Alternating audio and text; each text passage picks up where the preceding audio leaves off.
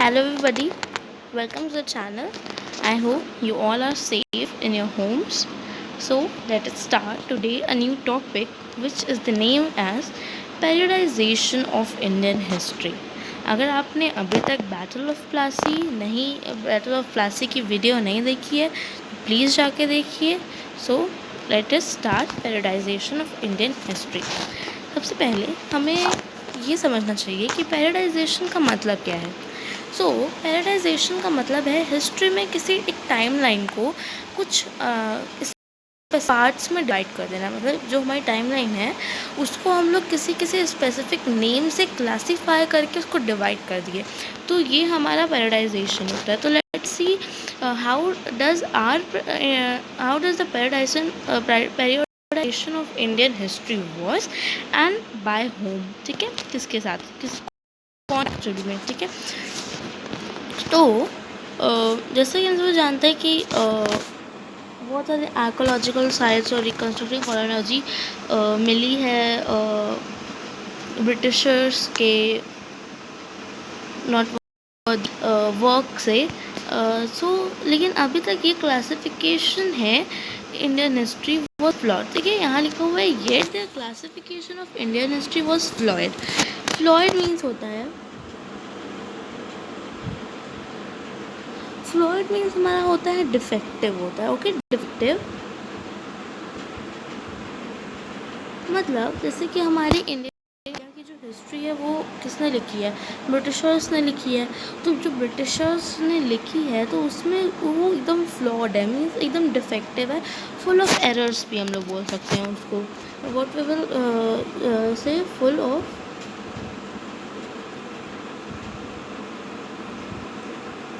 वो full of error है, मतलब उसमें बहुत सारे एरर्स हैं. ठीक है, वो एक मतलब उसको जो उनकी जो क्लासिफिकेशन है इंडियन हिस्ट्री को लेके वो एकदम फ्लॉड है, मीन्स फुल डिफेक्टिव होती है. ठीक है, so you have read before that history is written into ancient, medieval and modern periods by historians all over the world.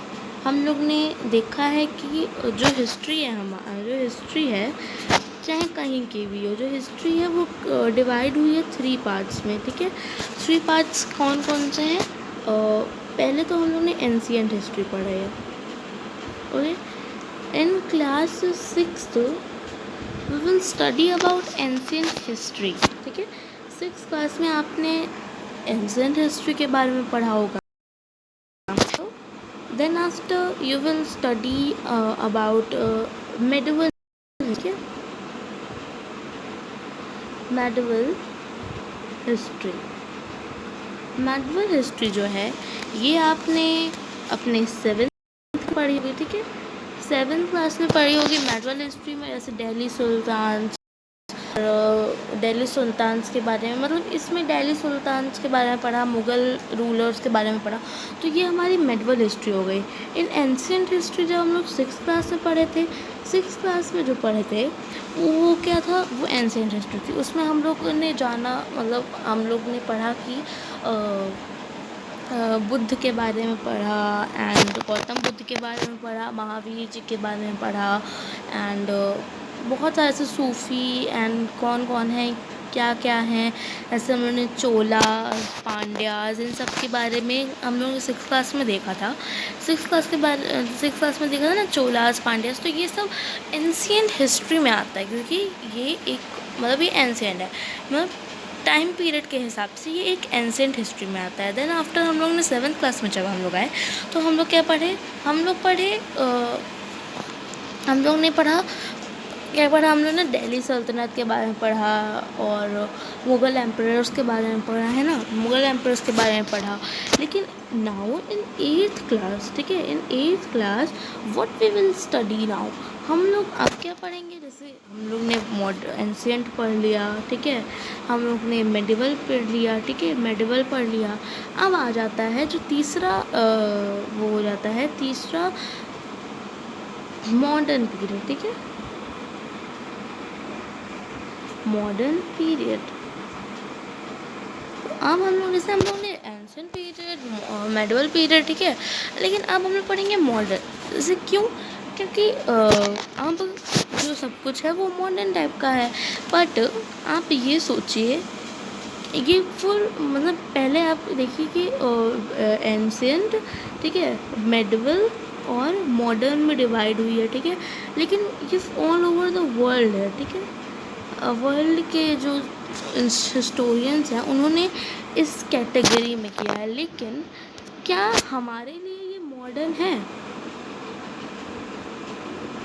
क्योंकि अगर देखा जाए तो जब सबकी मॉडर्न हिस्ट्री चल रही है में तो हम लोग ये पढ़ेंगे कि ब्रिटिशर्स आए हैं। अब ब्रिटिशर्स के बारे में पढ़ रहे हैं हम लोग, ठीक है। अब हम लोग ब्रिटिशर्स के बारे में जब पढ़ेंगे तो क्या ब्रिटिशर्स हम लोग को मॉडर्न, क्या ब्रिटिशर्स आए इस वजह से हमारा हिस्ट्री मॉडर्न हो गया? नहीं ना, हम लोग तो अब गुलामी की तरफ जा रहे हैं, तो ये मॉडर्न तो हुआ नहीं। अब तो हम लोग गुलामी की तरफ जा रहे हैं, क्योंकि ब्रिटिशर्स के बारे में हम सब ने सुना ही होगा, ब्रिटिशर्स के बारे में कि गुलामी हुई थी। एक्चुअल में तो हमारा मॉडर्न पीरियड तो 1947 के 1947 में हमारा इंडिया हम लोग के लिए इंडिपेंडेंस हुआ ना, ठीक है। तो इंडिपेंडेंट हमारा इंडिया कब हुआ? 1947 में, जब हमारा मतलब सारा जब ब्रिटिशर्स चले गए यहाँ से तब इंडिपेंडेंट हुआ ना। लेकिन हम लोग जो मॉडर्न हिस्ट्री में पढ़ रहे हैं वो तो अगर देखें तो 1700 से लेकर 1800 वाले एरा में पढ़ रहे हैं। तो इस एरा में तो ब्रिटिशर्स आएंगे ना, तो ये हमारे लिए तो नहीं है, ठीक है। ये एरा तो ब्रिटिशर्स आएंगे, इस समय ब्रिटिशर्स आएंगे, लड़ाई होगी, देन गांधी जी का अब आएगा ना इसमें 1947 में हमारा इंडिपेंडेंट। मॉडर्न हिस्ट्री तो नहीं करते ना इसको। तो इस वजह से जो हमारे इंडियन हिस्टोरियंस थे, ठीक है, जो हिस्टोरियंस होते हैं, हिस्टोरियंस जो हिस्ट्री के बारे में जो हिस्टोरियंस हैं हमारे, वो उन्होंने क्या कहा है कि दिस इज़ नॉट क्या कहते हैं, this is not modern for us. India के लिए तो ये मॉडर्न नहीं है ना। इंडिया के लिए तो ये एक मतलब दुख की बात है ना कि ब्रिटिशर्स आए हैं, तो इस समय हम लोग मॉडर्न नहीं हुए हैं ना, हम लोग इंडिपेंडेंट है ना, हम लोग मॉडर्न है। तो हम लोग क्या हुए ना, हम लोग मॉडर्न है। तो इसी वजह से हिस्टोरियंस ने मॉडर्न पीरियड जो है उसको इंडियन हिस्ट्री में, ठीक है, इंडियन हिस्ट्री में इसको नाम दिया है किसका? Colonial history.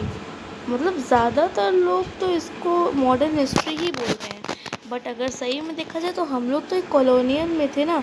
कॉलोनियल के बारे में हम लोग पढ़ेंगे, बट अभी इतना समझ लीजिए कि कॉलोनियल हिस्ट्री हम लोग बोल सकते हैं इसको। क्यों? बिकॉज हमारा जो मैं छोटा सा अगर ब्रीफली दूँ, तो ब्रीफ एक्सप्लेनेशन दूँ, तो कॉलोनियल हमारा, हम लोग तो अभी उनके इर्द गिर्द है ना, ब्रिटिशर्स के इर्द गिर्द हैं। वो हमारे ऊपर अटैक कर रहे हैं और फिर गुलामी चल रही है, तो गुलामी चल रही है, तो अभी तो कॉलोनियल हिस्ट्री, तो इस वजह से इसको भी कॉलोनियल हिस्ट्री में के अंदर वो किया गया है। कॉलोनियल का मतलब अच्छे से आपको हमारी नेक्स्ट वीडियो में पता चलेगा। नेक्स्ट वीडियो जब हम देखेंगे कॉलोनियलिज्म, तो उसमें पता चलेगा। लेकिन तब तक अब देखते हैं कि हमारा पैराडाइजेशन कैसा है, ठीक है, पैराडाइजेशन किसने किया और कैसा है हमारा पैराडाइजेशन। तो अब अगर हम लोग देखें तो देखिए यहाँ तो medieval modern period by historians all over the world, ठीक है, all over the flawed periodisation of Indian history gave a false impression to readers of the Indian history, ठीक है। अब देखिए, लेकिन जो हमारा फ्लॉड पैराडाइजेशन है, फ्लॉड पैराडाइज मतलब फुल ऑफ एरर्स, ठीक है, एरर्स हैं उसमें। तो जब इंडियन हिस्ट्री को कोई पढ़ता है, ठीक है, इंडियन हिस्ट्री को जब कोई पढ़ता है तो वो एक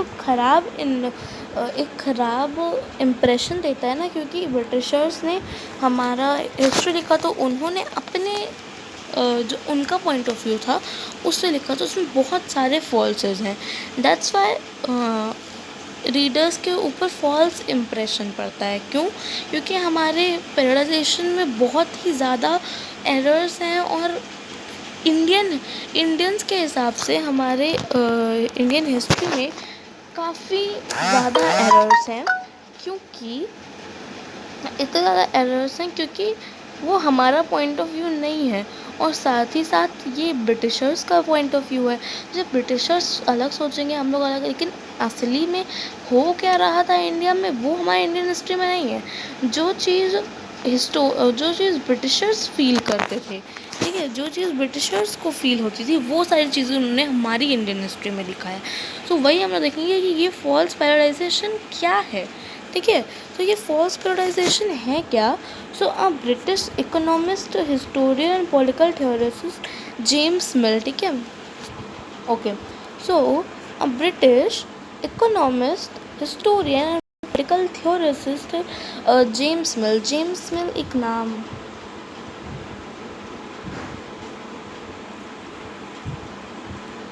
जेम्स मिल ये एक स्कॉटिश पर्सन थे। यहाँ लिखा नहीं है बट एक स्कॉटिश पर्सन थे वो, ठीक है, एक स्कॉटिश थे वो, जो एक इकोनॉमिस्ट थे, ठीक है, इकोनॉमिस्ट थे, हिस्टोरियन थे और पॉलिटिकल थ्योरिस्ट थे, ठीक है। वो स्कॉटिश मतलब स्कॉटलैंड के थे। तो उन्होंने अपने बेस पर, अपने पॉइंट ऑफ व्यू पर हमारी इंडियन हिस्ट्री लिखी और एक बुक लिखी जिसका नाम है हिस्ट्री ऑफ ब्रिटिश इंडिया, ठीक है, the history of British India, ठीक है, the history of British India, ये बुक लिखी। और ये हमेशा याद रखना, ये बुक का नाम याद रखिएगा क्योंकि ये हमेशा 1 मार्क्स के क्वेश्चन में कभी भी पूछ सकता है। कोई कॉम्पिटिटिव एग्ज़ाम है या कुछ भी हो तो 1 मार्क्स वाले क्वेश्चंस में ये आता है, ज़रूर आएगा, मतलब आता ही है। तो इसको याद रखिएगा। क्या है? जेम्स मिल ने कौन सी बुक लिखी है ये ज़रूर आएगा कि हिस्ट्री ऑफ ब्रिटिश इंडिया। ये इन्होंने ब्रिटिश इंडिया जो कब पब्लिश हुई है ये 1817 में, ठीक है, 1817 में ये बुक पब्लिश हुई थी। So in history of British India publish in 1817 termed these regions as Hindu from earliest time to 11th century CE, Muslims from 11th century to 18th century and British from 18th century to onwards। ये पैराडाइजेशन हुआ हमारी history का। James मिल के द्वारा ये पैराडाइजेशन किया उन्होंने कि मतलब अर्लीस्ट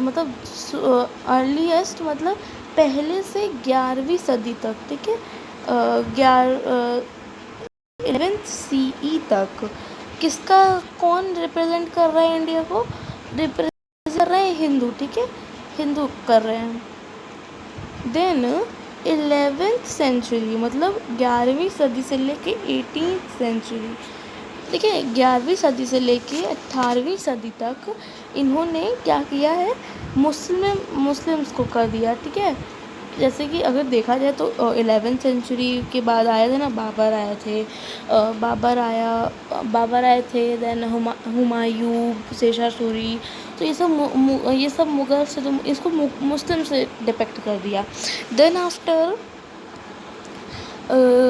18th सेंचुरी से, ठीक है, 18th सेंचुरी से अब तक, मतलब जब इन्होंने बुक लिखी तब तक, मतलब उस समय जब इन्होंने बुक लिखी अभी तक ब्रिटिशर्स का राज है। तो ये पैराडाइजेशन देखा जाए तो गलत है ना, क्योंकि सिर्फ और सिर्फ जो इन्होंने लिखा है कि अर्लीस्ट से 11th सेंचुरी तक सिर्फ और सिर्फ हिंदू थे, तो ऐसा तो नहीं है, हिंदू तो सिर्फ थे नहीं क्या, अलग, जैसे इतना बड़ा इंडिया है, अगर जैसे इंडिया है तो किसी पार्ट में कोई है, किसी पार्ट में कोई है, किसी मतलब देखा जाए तो मराठास और मतलब ये सब भी तो थे मराठास, और कहीं कहीं मुग़ल रूलर्स भी थे, कहीं कहीं। तो ऐसा तो नहीं है कि सिर्फ़ और सिर्फ हिंदू का ही राज चलता था। हिंदू के वहाँ पे बहुत सारे रिलीजन्स होते थे ना। इन्होंने क्या किया है, रिलीजन बेसिस पे हमारे इंडिया को डिवाइड कर दिया। लेकिन देखा जाए तो बहुत सारे रिलीजन थे ना इंडिया में, तो अभी भी बहुत सारे रिलीजन है। तो हो सकता है कि हिंदू, ये जो इन्होंने हिंदू पीरियड लिखा है, इस समय में इंडिया में इंडिया में किसी भाग में, सॉरी, किसी भाग में यहाँ पे जैसे पल्लवास भी तो थे, पल्लवास थे, देन चोलास थे, ठीक है। तो इन सब का तो कहीं नाम ही नहीं आया ना। आपने हिंदू लिख दिया तो हिंदू से क्या मतलब है, सब लोग हिंदू तो होंगे नहीं। चोलास थे, चोलास थे, पढ़े हैं ना हम लोग कि इतने सारे थे। फिर तो इतनी सारी डायनेस्टीज़ थी, बहुत सारी डायनेस्टीज़ बनी ना। तो सिर्फ और सिर्फ हिंदू के बेसिस पे, रिलीजन के बेसिस पे आप क्लासीफाई नहीं कर सकते हो इंडिया को। देन आफ्टर इन्होंने लिखा है 11 से 18 सेंचुरी तक मुस्लिम से, ठीक है। मुस्लिम्स नहीं थे ना, क्योंकि जहाँ पे जैसे इतने में अगर मुस्लिम राज कर रहे हैं तो कहीं और मराठा यहाँ पे राजपूत कर रहे थे, कहीं पे मतलब पल्लवास तो नहीं थे। मतलब बहुत सारे लोग थे ना। इंडिया तो कितना बड़ा है, तो कहीं कोई था, कहीं कोई था। तो ये ज़रूरी नहीं है कि सिर्फ़ और सिर्फ मुग़ल मुस्लिम्स ही थे, क्योंकि ये तो आप रिलीजन बेसिस पे डिवाइड कर दिए कि 18 से 11 से 18 सेंचुरी मुस्लिम थे। मुस्लिम नहीं थे ना, मुस्लिम थे, बट और भी तो बहुत सारे रिलीजन्स थे वहाँ पे। और भी तो बहुत सारे राजा थे, और भी बहुत सारे लोग रहते थे ना। कोई ज़रूरी नहीं है कि मुस्लिम डायनेस्टी है, ठीक है, मुग़ल डायनेस्टी है, ठीक है। मुग़ल डायनेस्टी है तो मुग़ल डायनेस्टी में क्या हिंदू नहीं रहते हैं? क्या मुग़ल डायनेस्टी क्या सिर्फ राजा मुसलमान ही रहते थे? मुसलमान नहीं सिर्फ रहते थे ना, सिर्फ हिंदू भी रहते थे, और भी बहुत सारे रीजन्स के लोग रहते थे। तो ये पैराडाइजेशन गलत है ना। उसके बाद ब्रिटिशर्स आ गए 18 से अब तक, तो ये गलत है ना। आपने ब्रिटिशर्स जब आए तो क्या हिंदू नहीं थे, मुस्लिम नहीं थे, सब थे। तो इन्होंने गलती क्या की है, देखिए यहाँ पे लिखा है ना, the establishment of Delhi Sultanate in 12th CE made the British term second phase as Muslim, ठीक है। 12,000 CE, ठीक है। 1200 CE में दिल्ली सल्तनत के इस्टेब्लिशमेंट की वजह से दिल्ली दिल्ली सल्तनत दिल्ली सल्तनत 1200 BC में तो इस्टेब्लिश हुआ था। तो इसके बेसिस पे इन्होंने सेकेंड फेज मुस्लिम कर दिया है। And today's historians reject the periodisation because religion of the ruler alone can not be basis of labelling the entire society of the period, ठीक है। यही तो मैंने बोला कि इन्होंने, जैसे दिल्ली सल्तनत है तो क्या मुस्लिम हो गए, फिर राजा हैं और कोई और राजा है तो क्या वो हिंदू हैं तो सिर्फ सब मुस्लिम हो जाए? कि तो ये नहीं है ना, कि यही तो लिखा है कि हिस्टोरियंस इसको इस वजह से रिजेक्ट करते हैं क्योंकि ये रिलीजन बेसिस पे है, रिलीजन बेसिस पे है, जो कि गलत है। रिलीजन बेसिस पे, क्योंकि सिर्फ और सिर्फ अगर राजा किसी धर्म का है, ठीक है, राजा किसी धर्म का है, तो ये ज़रूरी थोड़ी ना कि पूरी प्रजा भी उसी धर्म की होगी। ये तो आपका पैराडाइजेशन गलत है ना, कि राजा राजा एक है तो फिर राजा जिस धर्म का है वही पूरी प्रजा थोड़ी ना भाई उसमें होगी, ठीक है, ठीक है। तो एंटायर सोसाइटी और फिर तो सिर्फ और सिर्फ एक राजा, देखिए यहाँ लिखा है ना, the periodisation because the religion of the ruler alone can not be the basis alone can not be the basis of labelling the entire society और द पीरियड, ठीक है। क्योंकि किसी एक रूलर का रिलीजन जो होता है वो उसके बेसिस पे आप पूरी सोसाइटी और एक पीरियड को, पूरी सोसाइटी एक राजा है, ठीक है, एक राजा के आप रिलीजन पे पूरी सोसाइटी या पूरे पीरियड को लेबल नहीं कर सकते एक राजा के धर्म से, ठीक है। सो periodization is based on political economy, social structure and substantial changes in them, ठीक है. The Paradisation by James Mill was an attempt to establish that India was intolerant, superstitious, racially backward, and to the British and inferior to the British. The picture of Let Us Begin section was the picture from let us begin section, ठीक है. मैं एक picture दिखाती हूँ मैं आपको. ये है पिक्चर, ठीक है. बुक ये कहना चाह रही है, इस पिक्चर को देखेंगे तो जो ब्रिटिशर्स हैं वो ये डिपिक्ट करना चाह रहे हैं कि जो इस पिक्चर में जो ब्रिटिशर्स हैं वो ये डिपिक्ट करना चाह रहे हैं कि asserting that Brahmins had handed over the shastras to Britannia, the symbol of British power, and accorded them the status of protectors of Indian culture, ठीक है. तो इस पिक्चर में, ठीक है, इस पिक्चर्स में देखो ब्रिटेन है, यहाँ पे ब्रिटिशर्स हैं, ठीक है. तो इस पिक्चर से ये यह जा रहे हैं कि इन्होंने पूरा का पूरा हैंड ओवर कर दिया है ब्राह्मण्स को, कि ये कहना चाहते हैं कि जो ब्रिटिशर्स हैं, ठीक है, ब्रिटिशर्स हैं वो प्रोटेक्टर्स हैं, ठीक है, प्रोटेक्टर्स हैं इंडिया के, ठीक है, प्रोटेक्टर्स हैं इंडिया के. ये बताना चाह रहे हैं कि accorded them the status of protectors of Indian culture, Indian culture के प्रोटेक्टर्स बताना चाह रहे हैं अपने आप को, ठीक है. सो ये गलत है, ठीक है. अगर हम लोग देखें तो फिर हम लोगों ने इस पर क्या समझा, यही समझा ना कि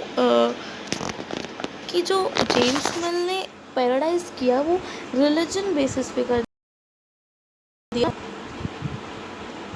तो एक राजा का रिलीजन आप सोसाइटी को लेबल नहीं कर सकते. एक राजा के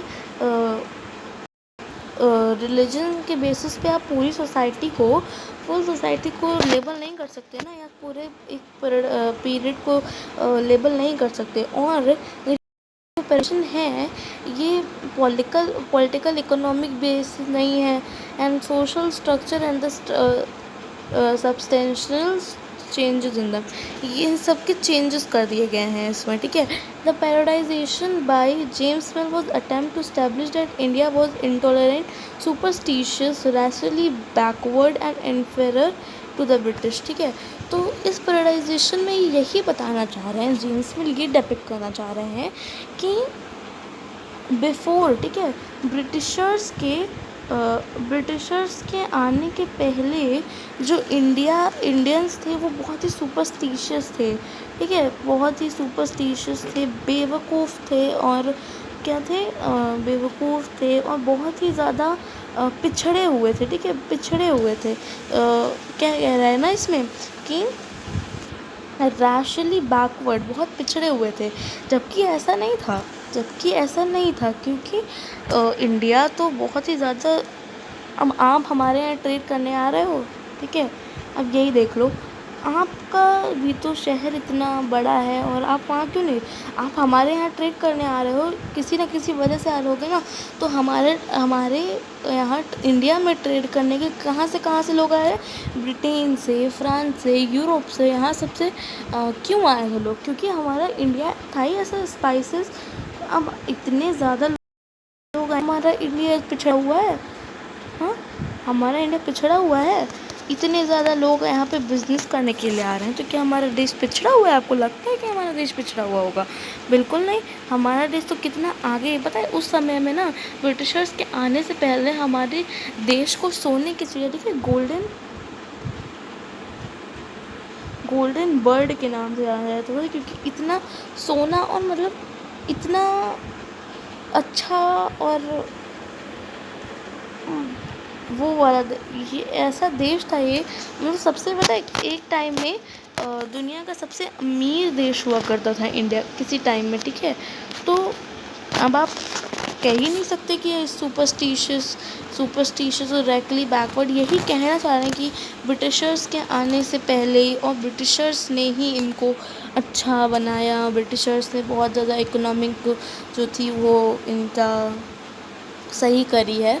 तो ऐसा नहीं है। अब अगर देखा जाए कि ऐसे सब लोग कहते हैं कि ब्रिटिशर्स ने ट्रेन लेके आए, तो ट्रेन लेके आई उन्होंने, ठीक है, ट्रेन लेके आई, लेकिन क्या वो हमारे लिए लेके आई थी? नहीं ना, ये लोग तो आए थे ट्रेड करने को। ट्रेड करेंगे तो यहाँ से वहाँ सामान लोड करने के लिए, तो फिर जब पूरी डायनेस्टी में कब्जा कर लेंगे ये, तो फिर इनको इधर से उधर करने के लिए इनके सामान को जगह पड़ेगी ना, कैसे ले जाएंगे? हाथ में उठा के तो ले नहीं जाएंगे। तो इस ट्रेन लेके आए थे। कोई ये नहीं था कि ये हमारे लिए ट्रेन लेके आए थे, हम लोग तो यूज़ भी नहीं करते थे उसका, ठीक है। तो ऐसा नहीं है कि ट्रेन इन्होंने हमारे लिए लाया। इन्होंने जो भी चीज़ें की हैं वो अपने लिए की हैं, और कहते और बखेड़ा ये बना देते कि हमारा, कि हमने इनका वो किया है, समझ में आया? तो मैं तो एकदम वो हूँ कि इन्होंने जो भी किया अपने लिए किया है। तो ये है, देखिए जेम्स मिल की फ़ोटो, ठीक है। ये है हमारे जेम्स मिल, जिन्होंने इतना अच्छा से पैराडाइज किया है हमारे इंडिया को, ठीक है। ये जेम्स मिल है, ठीक है। फिर अगर देखा जाए, इवन तो हिस्टोरियंस यूज द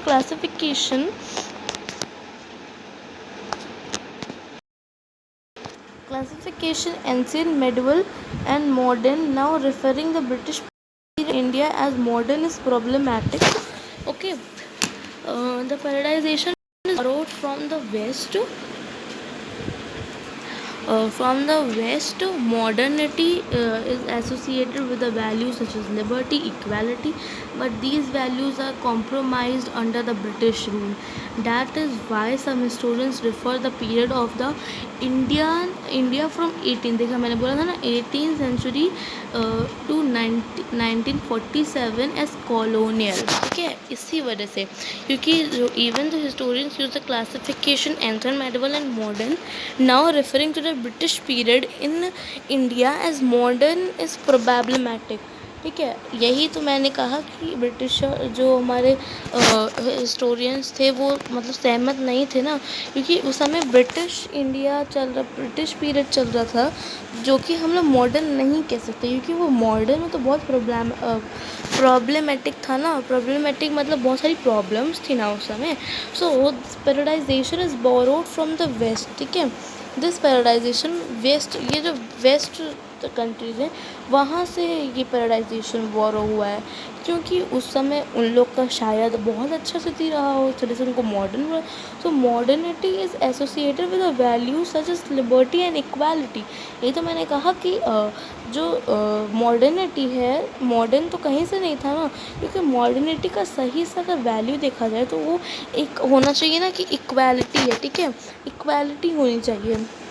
इक्वालिटी तो थी नहीं। लिबर्टी मतलब गुलामी भी नहीं होनी चाहिए ना, कि इंडिपेंडेंस और इक्वालिटी का मॉडल ये कुछ नहीं था यहाँ पे तो। But these value are compromise under the British rule. But ये जितनी सारी ये जो वैल्यूज़ हैं, ये सारी वैल्यूज़ किन की वजह से बर्बाद हो गई? कॉम्प्रोमाइज़ किसकी वजह से हुई? ब्रिटिश रूल की वजह से। दैट इज़ वाई, इस वजह से some historians refer the period of history in India from 18th century to 1947 as colonial. इस वजह से ये इस पीरियड को, ठीक है, 18th सेंचुरी से लेकर 19, ठीक है, 18th सेंचुरी से लेकर 1947 तक क्यों? क्योंकि 1947 में ही तो हमारा देश आज़ाद हुआ था, तो इंडिपेंडेंस हमको तब मिली ना। तो 18th सेंचुरी से लेके 1947 तक हमारे कुछ हिस्टोरियंस इसको कॉलोनियल मानते हैं, ठीक है। सो रेफ़र करते हैं कॉलोनियल, ओके। तो इसी वजह से, क्योंकि कॉलोनियल रेफ़र करते हैं, तो अब हम लोग देखेंगे कि कॉलोनियल का मतलब है क्या। सो